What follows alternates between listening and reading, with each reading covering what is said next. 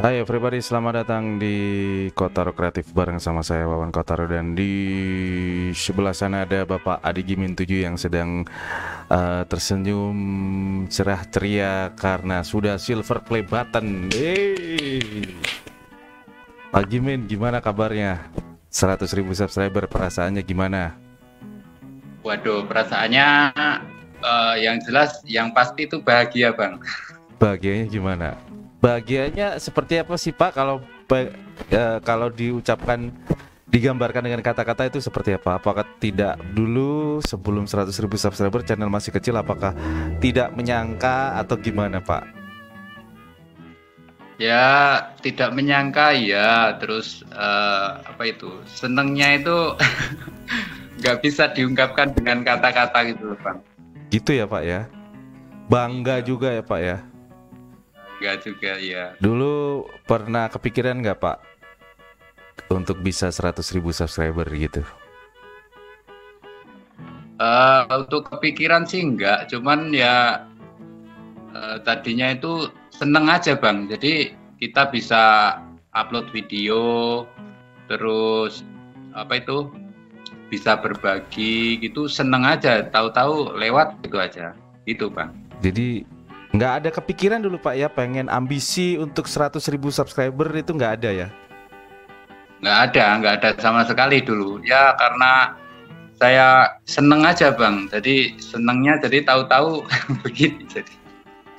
Tahu-tahu tiba-tiba 100.000 subscriber. Jadi bener dong Pak, kalau misalnya angka itu jangan dikejar, semakin dikejar akan semakin susah, semakin tidak dikejar diabaikan apa itu angka tiba-tiba datang sendiri, betul nggak Pak? Betul. Jadi yang pasti itu yang saya rasakan tuh begini Bang. Uh, kita upload video aja yang sekiranya kurang bagus dibagusin gitu, terus semaksimal mungkin kita bisa konsisten gitu aja. Yang penting enjoy aja gitu loh Bang. Jadi kalau kita kejar di angka, nanti fokusnya di angka itu kita jadi bercabang gitu loh Bang. Jadi nggak konsisten nantinya. Bercabang dan mengurangi kualitas konten juga ya. Betul, nanti editannya jadi kurang bagus. Ada yang bilang bahwasannya bikin YouTube itu nggak perlu videonya bagus-bagus, yang penting video yang bagus saja. Itu video yang tidak bagus, ketika bikin video bagus itu tidak ada yang nonton, ketika bikin video asal-asalan malah yang nonton banyak. Itu gimana kalau menurut Pak Gimin nih? Oh iya, iya. Kalau menurut saya betul Bang, itu karena apa yang saya rasakan tuh, konten saya tuh biasa-biasa saja. Jadi dari segi tempat saya bekerja, terus alat-alat saya itu menurut saya ya nggak bagus amat. Jadi semuanya itu tergantung penonton Bang, menurut saya. Jadi Pak Gimin ini ya, ngajarin everybody untuk nggak usah bagus-bagus bikin video Pak, gitu. Ya kalau bisa dibikin sebagus mungkin, karena Gimana, itu gimana? enggak Bang, itu bagus itu kan menurut menurut saya tuh seperti kata Bang Wawan itu. Jadi bagus itu menurut penonton, bukan menurut kita. Dan ternyata terbukti juga bahwa konten saya itu menurut saya itu ya biasa-biasa saja gitu. Gitu ya. Jadi kira-kira perkembangan dari awal sampai sekarang, kira-kira apa Pak yang Bapak rasakan, yang Pak Gimin rasakan? Apakah semakin lihai dalam hal editing, apakah semakin lihai dalam pengambilan gambar, atau gimana Pak? Yang jelas tuh semuanya Bang. Jadi dari pengambilan gambar, saya sendiri juga kadang otak-atik sendiri. Jadi di situ bisa belajar. Terus dari segi editing, tadinya saya kasih begini, yang nonton kok lumayan. Saya tidak kasih ini, kok yang nonton begini gitu. Jadi nanti tahu-tahu bisa ini sendiri gitu. Jadi riset ya Pak, learning by doing ya Pak ya. Jadi belajar sambil melakukan. Akhirnya tahu perubahan di awal sampai ketika Bapak melakukan perubahan editing itu, apa yang dirasakan waktu itu? Perbedaannya. Oh, ternyata kalau diedit seperti ini ternyata viewernya banyak. Kalau editnya salah-salah, oh ternyata penonton nggak suka. Itu di momen apa Pak? Itu saat saya mengedit itu Bang. Jadi saya bisa tahu kalau seperti ini nih penonton mungkin jenuh apa gimana gitu. Nah. Jadi saya rubah untuk ngambil gambarnya itu saya ganti gitu. Padahal untuk lokasinya ya sama-sama aja. Cuman ya. Seperti ini tuh maksudnya gimana Pak? Bisa dikasih gambaran yang konkret nggak Pak? Contoh yang pernah dialamin waktu itu untuk proses membesarkan channelnya. Begini Bang, tadinya misalkan ya saya mengambil gambar 5 menit Bang, dalam waktu 5 menit itu saya potong, kemudian untuk kameranya itu saya dekatkan gitu. Jadi untuk fokus ke pekerjaan. Jadi nanti setelah itu 5 menit kemudian saya jauhkan lagi gitu aja udah memberi efek penonton itu. Saya rasa untuk melihatnya itu udah beda gitu Bang. Ada banyak yang masih mengabaikan itu Pak, masih berkutat pada setting ini, setting itu, hanya berkutat di judul, deskripsi setting ini. Akhirnya endingnya kalau settingannya nggak bisa sesuai dengan harapan hasilnya, maka yang terjadi adalah melakukan hal-hal yang melanggar, contoh sub dan lain sebagainya. Itu gimana menurut Pak Gimin? Ya kalau bisa ya seperti saya dulu Bang. Jadi kalau bisa itu jadi menjalankan sambil belajar. Jadi secara tidak langsung karena kita sering upload, karena kita sering bikin video, tahu-tahu kita bisa ngedit sendiri, bisa jadi kameramen sendiri gitu Bang. Jadi sedikit demi sedikit kita tahu-tahu bisa belajar semuanya Bang gitu. Padahal Bapak ini adalah hanya seorang tukang kayu ya Pak ya, tapi ternyata bisa ngedit. Nggak kalah sama video-video di luar negeri yang berhubungan dengan kayu-kayu ya Pak ya. Iya betul. Nah, kita ngomongin soal video panjang dan video short yang sedang rame diomongin, video panjang dan short. Channel Adi Gimin 7 kira-kira 100.000 subscriber itu 100.000 silver play button sebentar lagi, belum datang ya Pak ya. Silver play button 100.000 subscriber dari 100.000 orang yang mensubscribe channelnya Bapak Adi Gimin 7. Kira-kira berapa persen dari short dan berapa persen dari video panjang? Saya bisa menilai kalau sekitar 70-an Bang. Apa 70% dari video short untuk subscribernya. Karena apa? Saya waktu dulu bikin video panjang itu subscriber saya baru sekitar 3.000 sampai 5.000. Udah sampai 5.000 ya waktu itu ya? Ya, waktu itu udah sekitar 3.000 sampai 5.000. Kemudian saya aktif di video short, itu tahu-tahu ya bisa segini ini. Jadi secara otomatis saya bisa menilai dari perkembangan subscriber channel yang video panjang sama yang video short gitu. Jadi emang terbukti ya Pak ya, ampuh ya Pak ya? Iya, saya rasa begitu.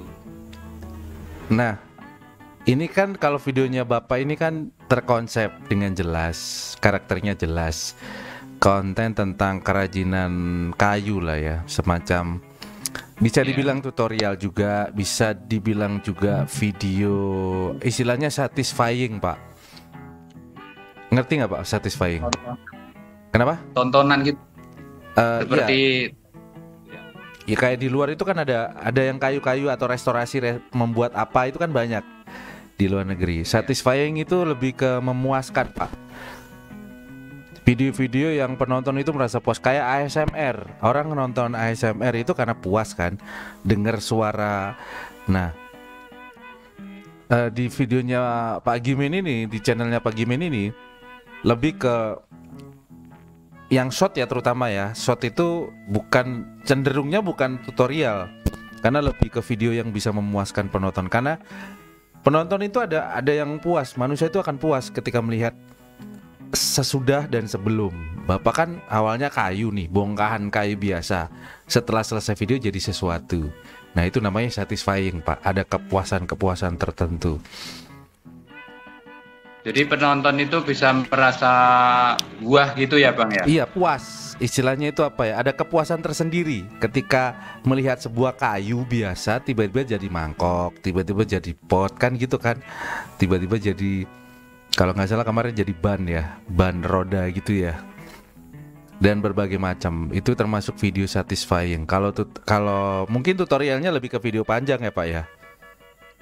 Iya. Nah, terus shotnya ini lebih ke satisfying karena tutorial secepat itu dicepetin kan, itu kayaknya nggak efektif. Tapi memang marketnya banyak banget Pak. Satisfying ini banyak banget di situ dan semua kalangan yang nonton, bukan hanya tukang kayu jadinya. Ada yang komen dari luar negeri nggak? Orang-orang Rusia gitu ada nggak? Bahkan kalau yang shot itu yang saya lihat tuh di komentar itu yang bahasa Indonesia jarang Bang. Nah, memang sudah go internasional channel Adi Gimin 7. Sadar nggak Pak Gimin? Ya. Tapi saran dari saya Pak, saya lihat judulnya masih bahasa Indonesia. Betul, ya. Nah itu bisa diganti pakai bahasa Inggris. Meskipun Bapak bisa bahasa Inggris nggak? Nggak bisa Bang. Nggak bisa, oke. Kalau nggak bisa pakai Google Translate. Oh gitu. Bisa nggak pakai Google? Tinggal diketik judul bahasa Indonesia, habis itu di situ muncul bahasa Inggris, tinggal copy paste. Hashtagnya juga pakai bahasa Inggris juga kalau bisa.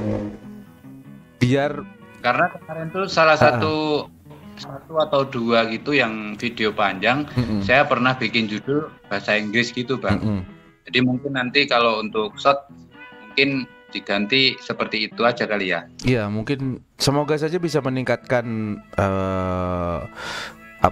bisa meningkatkan jumlah viewer, jangkauannya biar lebih luas lagi, biar bisa mendunia. Jadi orang-orang Amerika, orang-orang Rusia, Australia, Inggris juga, itu kan kerajinan video-video yang ada di luar itu kan banyak Pak.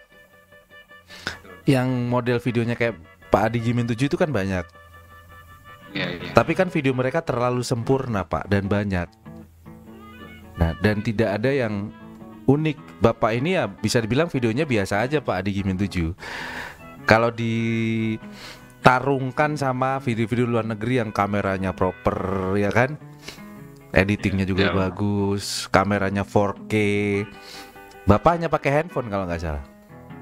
Betul. Terus kalau luar negeri itu backgroundnya estetik ya kan, bersih kan biasanya Pak ya. Iya. Iya kan, kalau Bapak Adi Gimin 7 itu backgroundnya biasa aja, apa adanya gitu. Apa adanya, berantakan, ciri khas orang Indonesia ya kan. Nah justru itu yang menotis orang-orang luar negeri. Seperti yang sering saya katakan, kalau di YouTube itu pengen besar, jadilah yang pertama. Maksudnya bikinlah video yang konsepnya itu yang pertama kali bikin konsep seperti itu. Kalau nggak bisa bikin jadi yang pertama, tampillah berbeda. Jadi nggak perlu diperbagus. Maksudnya background, kalau bisanya segitu ya segitu. Tapi kalau misalnya ada celah beda dengan yang lain, maka akan naik. Logikanya kayak gitu Pak, makanya channelnya Pak Adi Gimin naik. Bukan yang pertama kan? Konsep kayak gini bukan yang pertama kan di dunia Pak ya? Mungkin ke 1 juta sekian gitu. Karena banyak banget kan di luar negeri kan. Sering-sering nonton gitu nggak Pak?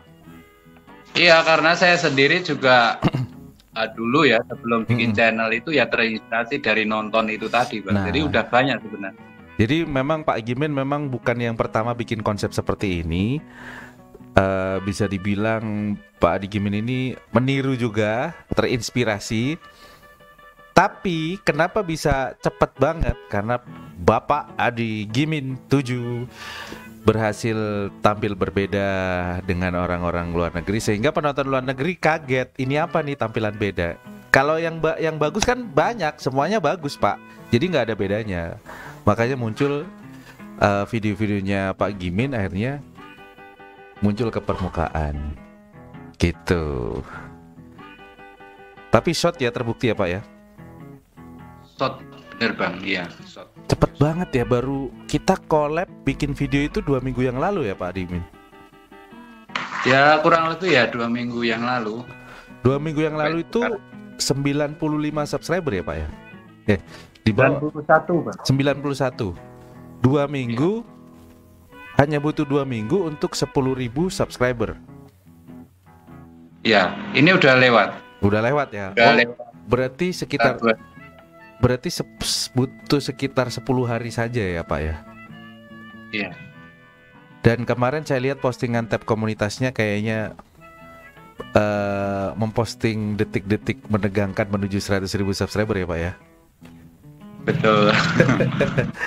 Nah, udah 100.000 subscriber nih, apalagi yang mau dilakukan nih kira-kira? Mungkin untuk workshopnya ya, untuk tempat kerja saya mungkin mau saya betulin dulu, terus dari segi kamera, terus dari apa itu kontennya juga mungkin saya mau perbaiki. Itu aja Bang. Berarti butuh beli dong, beli kamera, beli ya perlengkapan. Nah, boleh saya kasih saran nggak Pak? Ya. Ini kan bentar lagi shot monetisasi. Ya. Bonus shot dapat nggak bulan ini? Dapat. Oh, udah. Enak banget ya, dapat terus ya. Dapat ya. Kalau bisa saran dari saya Pak, kalau beli kamera, beli background dan lain, memperbaiki konten lah istilahnya. Kalau bisa jangan pakai duit dari luar channel. Kalau bisa melatih channel untuk bisa membiayai channelnya sendiri. Jadi Pak Adi Gimin nggak perlu membiayai, jadi cukup diputer, istilahnya diputer dari duit channel Pak, biar nggak berantakan nantinya. Nih nanti kan bulan Februari bakal monetize shot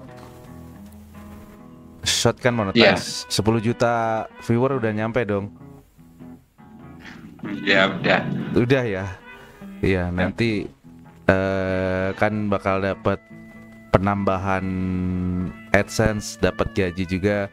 Kalau bisa bagaimana caranya yang menghidupi channel bukan Pak Adi Gimin. Pak Adi Gimin cukup menghidupi keluarga ya kan. Yang menghidupi channelnya adalah channelnya sendiri. Itu ya Pak ya.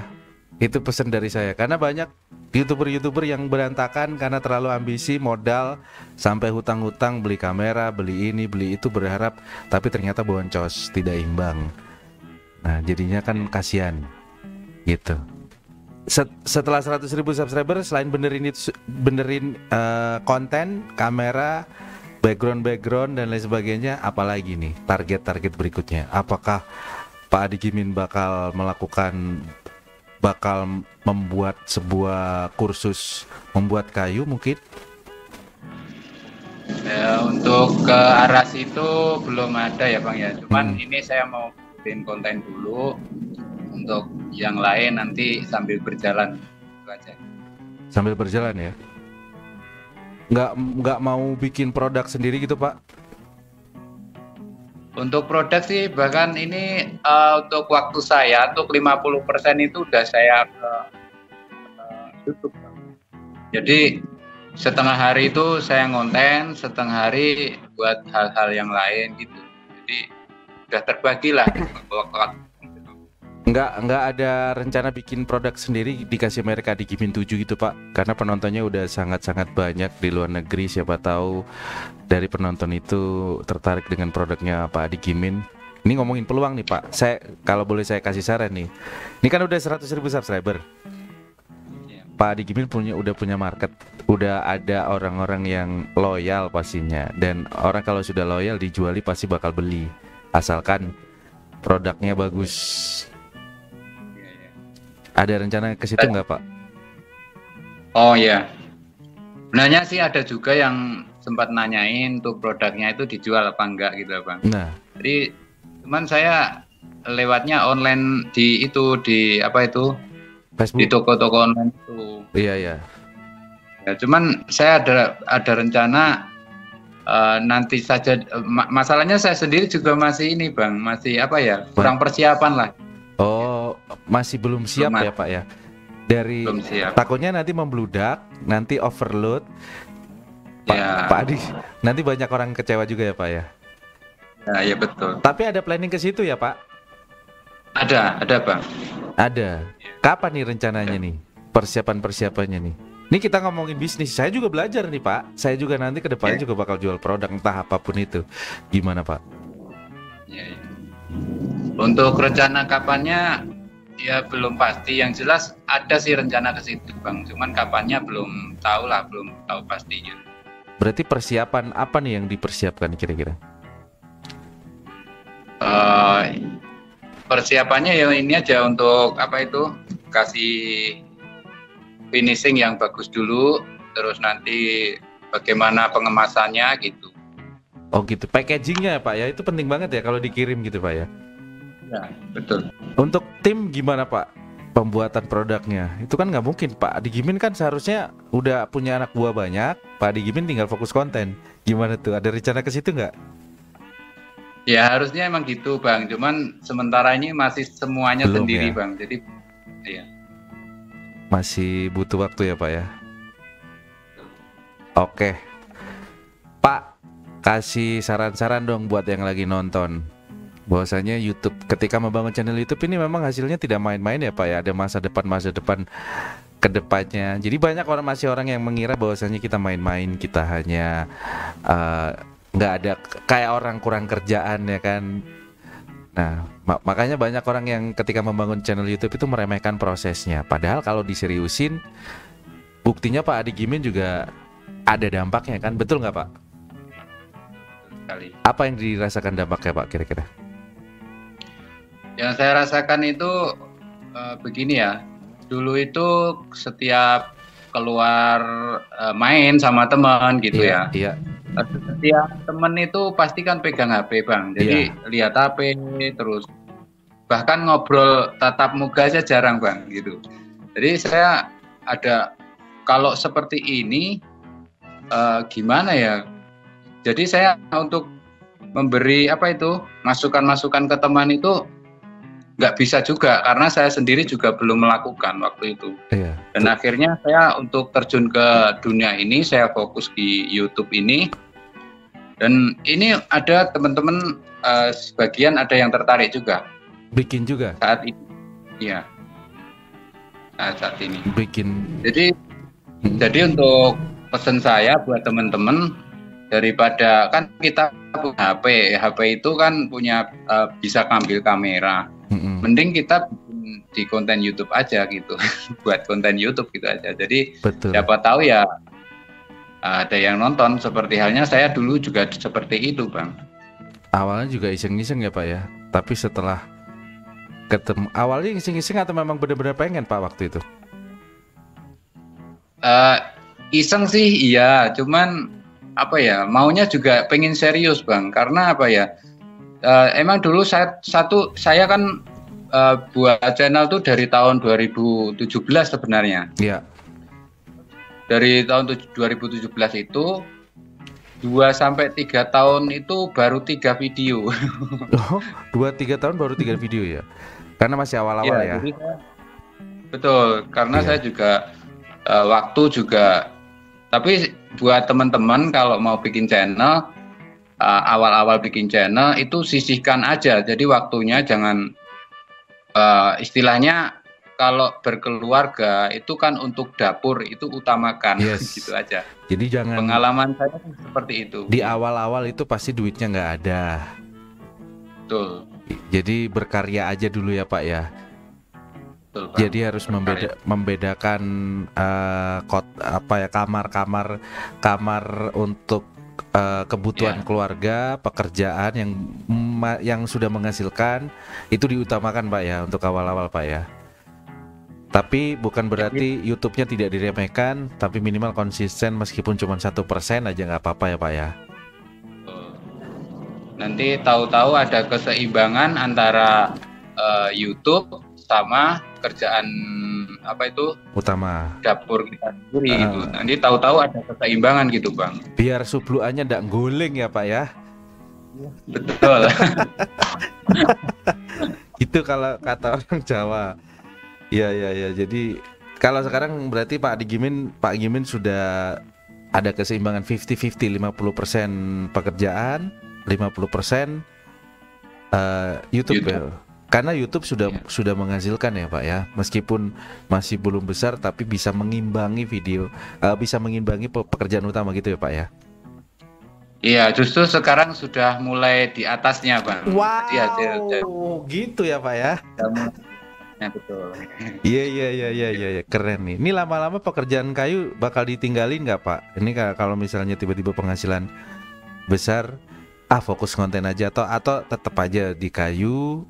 Atau gimana rencananya? Ya nanti ada sih rencana buat tidak saya untuk ke kayu itu saya tetap, cuma nanti mungkin ada apa itu kita bisa ngatur waktu sendiri gitulah Bang. Jadi jangan sampai karena itu kerjaan saya dari kecil itu. Oh jadi, gitu. Ada riwayat ya Pak ya? Ya ada riwayat. Jadi nggak bisa untuk saya tinggalin. Kalaupun terpaksa harus fokus di YouTube karena mungkin nggak tahu kedepannya Pak Adi Gimin ini harus fokus di YouTube karena ada peluang atau ada kesempatan yang lebih besar, mungkin bisa bayar orang juga ya Pak ya? Kemungkinan begitu Bang, ya rencananya. Iya, itu baru yang namanya YouTubepreneur. Itu Pak yang saya maksud. Bapak kan sering dengar saya, jangan jadi YouTuber abal-abal tapi jadilah YouTubepreneur. Itu maksud saya. Berarti Pak Adi Gimin sudah menjadi YouTubepreneur nih sekarang nih, ber-YouTube tapi juga berentrepreneur. Keren. Wih. Makasih Pak Adi Gimin. Sukses terus ya. Nanti kita bakal collab. Ini kan silver play button belum datang. Belum. Email juga masih belum di email ya. Iya. Nanti kalau sudah datang kita collab lagi, unboxing langsung live di sini. Nggak apa-apa sih, dibuka dulu nggak apa-apa. Nanti pura-puranya ditutup lagi, unboxing di sini Pak, gitu ya. Untuk bisa memotivasi saya juga ini ceritanya. Ini kan saya belum silver play button, masih ya 40.000 subscriber, masih setengah aja belum. Masih 40% Pak, kurang 60% lagi silver play button. Mudah-mudahan nanti juga seperti itu juga Bang. Amin. Nanti kalau udah saya juga silver play button, insya Allah nanti kalau ada rezeki kita ketemu lah Pak. Nanti entah di mana, atau saya ke Solo atau jenengan ke sini. Ya. Nggak enak kalau cuman online kayak gini ya Pak ya. Nanti nanti kita bisa ketemu di Solo. Oke, di Solo atau di Jogja ya Pak ya? Deket kan Solo ke Jogja? 1 jam Bang. 1 jam. Nanti kalau saya ke Jogja Pak Adi Gimin, keberatan nggak kalau kita ketemu di Jogja? Karena saya kedepannya rencananya mau ke Jogja. Ya mungkin nanti tergantung waktunya aja Bang. Janjian jadi nanti dulu sebelumnya kontak dulu ya. Iya, oke. Tapi nggak apa-apa ya, nggak keberatan ya. Iya, karena saya pengen banget sebenarnya ketemu sama Pak Gimin 7. Karena gini ya pribadi, karena Pak Gimin ini, channel Adi Gimin 7 ini, yang saya tahu setiap live streaming itu sering banget dari 2021 kalau nggak salah Pak ya. Iya. Ketika absen Solo Adi Gimin 7 selalu seperti itu, hampir setiap malam, makanya saya hafal bisa sampai collab seperti ini. Terima kasih Pak Adi Gimin. Sama-sama. Semoga sukses, semoga bisa ini 100.000 subscriber sudah tuntas, sudah sampai pos 100.000 subscriber. Nanti kita bisa collab lagi di 1 juta subscriber ya Pak ya. Terima kasih, mudah-mudahan siap. Oke, terima kasih Pak Adi Gimin. Sama-sama Bang, terima kasih.